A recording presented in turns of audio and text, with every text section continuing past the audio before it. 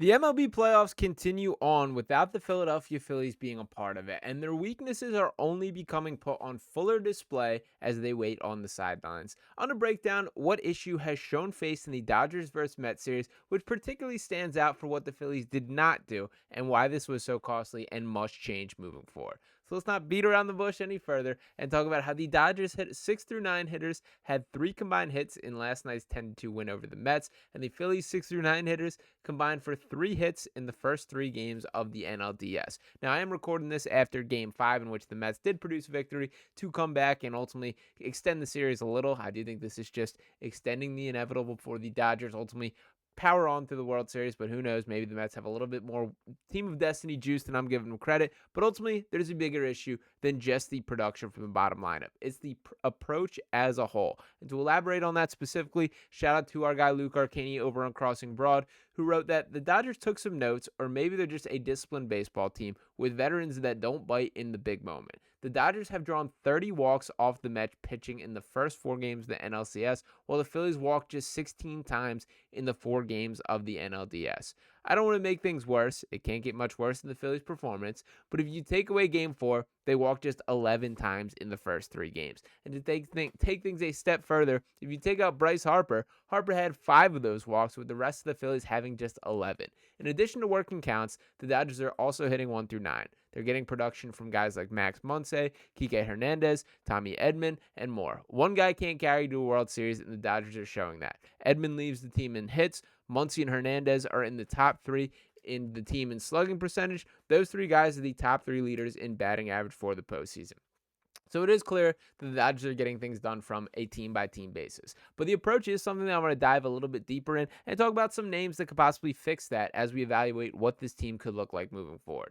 Now, let's get into it and talk about some of the biggest culprits on this team. For starters, Nick Castellanos. Now, we know what Castellanos can do, and I don't want to be too hard on him because he ultimately was one of the best players in this playoff run, and this season was far better than the first year that he spent in Philadelphia. Frankly, Cassie has become endearing to me. I appreciate having him on this team, and he's not a guy that I'm chasing out of the city. Will he be frustrating at times? Absolutely. But he is the type of guy that when his bat gets hot, it's worth dealing with the low points there. And it only makes it more important to build out the rest of the roster proper because there will be those hopeless stretches, unfortunately. Now, a couple other names that I don't think are as quite as much of a lock to be on this team next year. For starters, Alec Bohm. Now, Bohm is an interesting conversation. I did drop a video kind of diving specifically into this, the outlook and why this is such a tough decision for the team. Ultimately, because if you are going to move on from Alec Bohm, you have to make sure you're improving. And this is a guy who was an all-star third baseman last year. And also keep in mind that Aiden Miller seems to be the third baseman of the future. That's just a couple years away. Now, Bohm is a guy who saw 5 pitches and 4 at-bats of a game this season. I think with guys like Bowman Castellanos, what is particularly frustrating to me is they're well aware of the chasing issue, and they refuse to change it. Bowman himself was asked about this, talked about how I'm an aggressive hitter. This is what got me to this point. This is what I don't plan on changing. Kind of a similar tone from Castellanos, that my mindset is it's like batting practice, that I'm going to go there, I'm going to see a pitch, and I'm going to swing at it as hard as I can.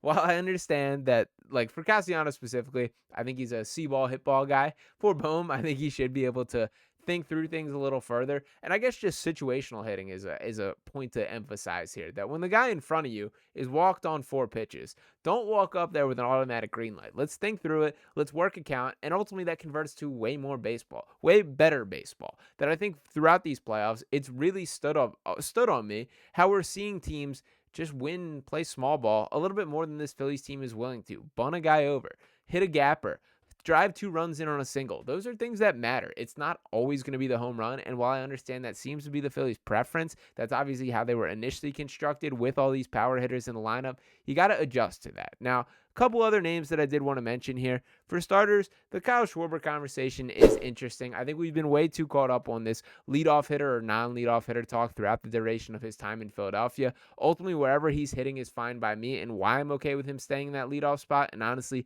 think he should be staying in that leadoff spot, is because his walk rate is so absurd. 106 walks this season in addition to the 38 home runs. I know you would rather there be guys on base than when there is, the solo shot that we get so often, those Schwarber bombs to lead off a game. But there's also no better feeling than playing with a lead for the entirety of a game. When you can do that on the first at bat, it rocks. And by the way, if the bottom of the lineup starts hitting a little better, some of those home runs are turning into guys being on base in the first place there. Now, one other key name that I think really is going to dictate a good portion of this Phillies offseason is Johan Rojas. Now, this is not a guy that I'm counting on to develop that power. He did have 3 home runs this year, but not a guy that I expect to really be doing too much beyond that.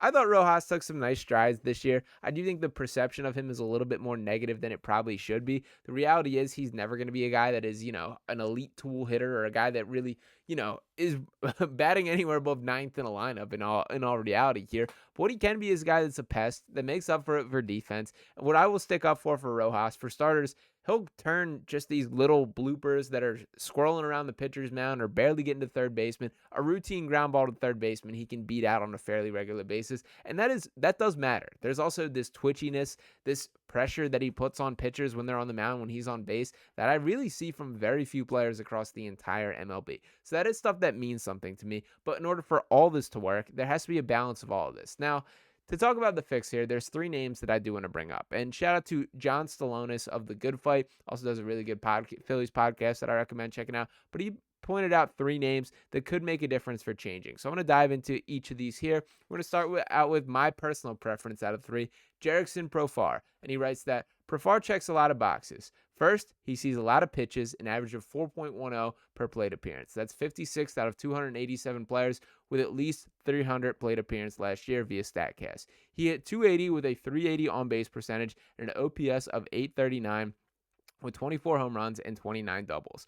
A red-hot first 2 months with a 922 OPS in his first 60 games. He cooled off a bit over the final 4 months of the season, but only had 1 month in which he posted an OPS under 800. He was pretty consistent. More importantly, he only swung at 21.9% of pitches out of the strike zone, tied for the 29th lowest percentage out of the 286 players. He also tied for 28th with Bryson Stott and Xavier Edwards in whiff percentage at 16.9%, striking out in just 15.1% of plate appearances and walking in 11.4% of the time. And those walks are something that I do want to pay attention to. I like Profar. As I mentioned, this would be my preference out of the 3 names that I did bring up as kind of that balance guy, but I do want to dive into the next 2 here. So let me jump into Tyler O'Neill with the second. And once again, John Stalanis writes that O'Neill saw 4.19 pitches per plate appearance last year, the 24th most in the majors, and walked in 11.2% of his plate appearance, tied for 37th, just below Profar. O'Neill also has more of a swing and miss in his game with a 33.6% strikeout rate. That was the 8th highest in baseball. Don't love that there, and to be perfectly honest, for that exact reason, I'm out on O'Neill. That we have enough guys that can swing and miss that are all or nothing, that I understand that there's still some appeal there, that he does work counts, these type of things. But when you're talking about building out the rest of the lineup, it's the strikeout rate that is pretty close to the top of my list for what I'm looking at. You got to have guys that put bat on ball. That is something that the Phillies absolutely need. But the article continues to say, however, he doesn't generally seem to be striking out by chasing. Last season, O'Neill only swung at 26.2 pitches outside the zone, just outside the top 1/3 percentile. Still not great in my mind there. He swung and missed at 24.4% of pitches in the strike zone last year, the 18th most. Can Kevin Long work on that? A right-handed hitter, O'Neill slugged 31 homers for Boston in just 113 games last season, good for an 847 OPS, adding 18 doubles. Injuries have been a problem for the 29-year-old, but he was worth 2.7 WAR despite missing 49 games and has generally been a productive hitter when in the lineup. This is a guy that I wouldn't mind taking a chance on, but I don't think is the cure-all. Jerickson Profar, absolutely at the top of my list when kind of breaking things down here, but I did want to add one last name that is brought up by Stalanis here. And he writes about Lars Nootbaar here. So for starters, the very clear-cut coolest name out of 3, also the youngest of the options that I did bring up here. And he writes that Nootbaar has not lived up to the expectation of top prospect status in the St. Louis organization, but one thing he has done through the numerous injuries in his first 4 seasons is see a lot of pitches and put together a solid at-bats. He ranked 58th in PPA at 4.09 pitches per at-bat in 2024, had the 8th highest walk rate, 12.8%, and his 19.5% strikeout rate was well below league average, 102nd out of 287 players. Most importantly, he had the lowest out of the strike zone swing percentage in baseball at 16.9%. He simply did not swing at pitches out of the strike zone. He did miss 13.3% of pitches in the zone, but that was just tied for 76th. The counting numbers were not overly impressive. However, batting .244 with a .342 and .417 splits with a .758 OPS is just a bit below his career of .774. And after playing 109 games last year, he still has never played 120 in a season. But while he's left-handed, he actually hit southpaws better last season than righties, and the OPS is actually pretty damn good. Might the Cardinals be ready to move on from a 27-year-old former top prospect who's failed to live up to expectations? Newbark could be a perfect change of scenery candidate for the offseason for Dave Dombrowski and the Phillies. That is another name that intrigues me. I would be willing to give him a shot. I like buying high or buying low on guys that do have that top prospect type status, because I do think a change of scenery does matter for a lot of athletes. There's a lot of factors that go into things beyond just, of course, your ability as a baseball player. It is the situation that you are in, is the familiarity. It is, sometimes you just need to reset, just like an electronic. You got to unplug it, and plug it back in, give it another chance. And sometimes that works in other places. And we see that across all sports. But I think my main takeaway for this video here, what I really want to see for this Phillies team, is I understand you've done the deal with the devil and that you're going to have to live with these all or nothing hitters. The Kyle Schwarbers, the Nick Castellanos, even Bryce Harper to an extent, although he's a better all-around hitter than either of the two that I mentioned beforehand. You did the deal with those, but you got to find a way to balance that. You have to get some guys that are willing to play small ball. You have to get some guys that are not going to be up there hacking away. The Alec Boehms. There's no room for Bryson Stott to be as high of a strikeout guy as has been the case for this particular season. For a guy like Brandon Marsh, whose strikeout rate is absurd. If you take away his strikeouts, he's an elite hitter and a guy whose hit tool has been far better than what it was marketed as when the trade was done. But the strikeouts are just so much there. I need guys that aren't chasing, and I need to see guys that are willing to do a little bit of the little things. Let's play some small ball. Let's hit in the gap. Let's have some singles. That's what this lineup needs to fully be built out in around the superstars here. So the more that I sit back and watch the rest of these MLB playoffs, that really is my takeaway here. That the teams that are truly having the success, and I guess the Yankees a little bit of an outlier there, as they're the Bronx Bombers, and they have the Juan Sotos, the Giancarlo Stanton, Aaron Judge. Doesn't get much more intimidating than that as a trio in your lineup.